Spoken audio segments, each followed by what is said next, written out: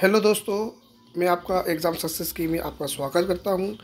यदि आपने मेरे चैनल को सब्सक्राइब नहीं किया है तो ज़रूर से ज़रूर सब्सक्राइब करें, जिससे मैं आप लोगों को और भी अच्छे अच्छे वीडियो ला सकूं।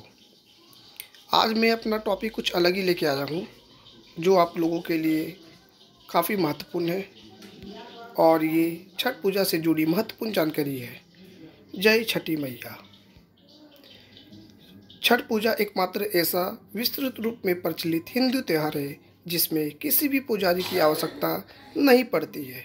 छठ पूजा कार्तिक मास के शुक्ल पक्ष के षष्ठी को आयोजित की जाती है, जो विक्रम संवत में कार्तिक महीने के छठे दिन आती है।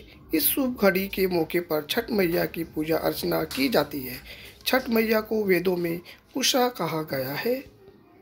मान्यता है कि देव माता अदिति ने की थी सबसे पहले छठ पूजा। एक पौराणिक कथा के अनुसार प्रथम देवासुर संग्राम में जब असुरों के हाथों देवता हार गए थे, तब माता अदिति ने तेजस्वी पुत्र की प्राप्ति के लिए देवनारायण के देव सूर्य मंदिर में छठी मैया की आराधना की थी। उनसे प्रसन्न होकर छठी मैया ने उन्हें सवगुण संपन्न तेजस्वी पुत्र होने का वरदान दिया था। इसके बाद अदिति के पुत्र के रूप में हुई त्रिदेव रूप आदित्य भगवान, जिन्होंने असुरों पर देवताओं को विजय दिलाई। कहा जाता है कि उसी समय से देव सेना षष्ठी देवी के नाम पर इस धाम का नाम देव हो गया और छठ का प्रचलन भी शुरू हो गया। जानते हैं छठ पूजा किस प्रकार की जाती है। छठ पूजा 4 दिवसीय उत्सव है। इसकी शुरुआत कार्तिक शुक्ल चतुर्थी को तथा समाप्ति कार्तिक शुक्ल सप्तमी को होती है। इस दौरान व्रतधारी लगातार 36 घंटे का उपवास रखते हैं। प्रथम दिन नहाए खाए। पहला दिन कार्तिक शुक्ल चतुर्थी नहाए खाए के रूप में मनाया जाता है। सबसे पहले घर की सफाई कर उसे पवित्र किया जाता है। इसके पश्चात छठ के व्रती स्नान कर पवित्र तरीके से बने शुद्ध भोजन ग्रहण कर व्रत की शुरुआत करते हैं। घर के सभी सदस्य व्रती के भोजन करने के बाद ही भोजन ग्रहण करते हैं। भोजन के रूप में कद्दू, चने की दाल और चावल ग्रहण किया जाता है। दूसरा दिन लोहंडा और खरना किया जाता है। दूसरे दिन कार्तिक शुक्ल पंचमी को व्रती दिन भर का उपवास रखने के बाद शाम को भोजन करते हैं। इसे खरना कहा जाता है। खरना का प्रसाद लेने के लिए आसपास के सभी लोगों को बुलावा दिया जाता है। प्रसाद के रूप में गन्ने के रस में बने हुए चावल की खीर के साथ दूध, चावल का पीठा और घी से चुपड़ी हुई रोटी बनाई जाती है। इसमें नमक या चीनी का उपयोग नहीं किया जाता है। इस दौरान पूरे घर की पावनता का विशेष ध्यान रखा जाता है। तीसरा दिन संध्या अर्घ्य। तीसरे दिन कार्तिक शुक्ल षष्ठी को दिन में छठ का प्रसाद बनाया जाता है। प्रसाद के रूप में ठेकुआ, कुछ क्षेत्रों में इसे टिकरी भी कहते हैं, के अलावा चावल के लड्डू, जिसे लड्डुआ भी कहा जाता है, बनाते हैं। इसके अलावा चढ़ावा के रूप में सांचा और फल भी छठ प्रसाद के रूप में शामिल होता है।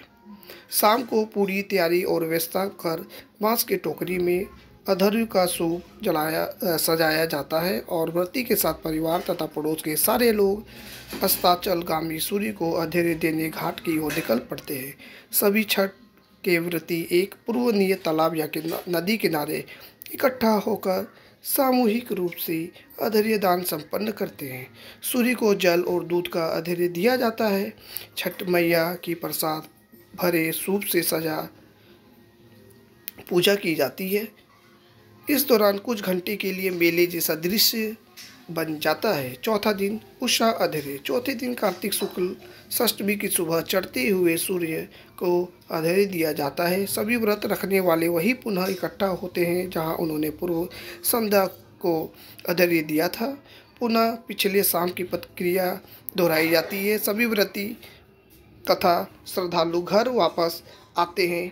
व्रती घर वापस आकर घर के पीपल के पेड़, जिसको ब्रह्म बाबा कहते हैं, के पास जाकर पीपल के पेड़, जिसको ब्रह्मा बाबा कहते हैं, के पास जाकर पूजा करते हैं। पूजा के पश्चात व्रती कच्चे दूध का शरबत पीकर तथा थोड़ा प्रसाद खाकर व्रत पूर्ण करते हैं, जिसे पारण कहते हैं।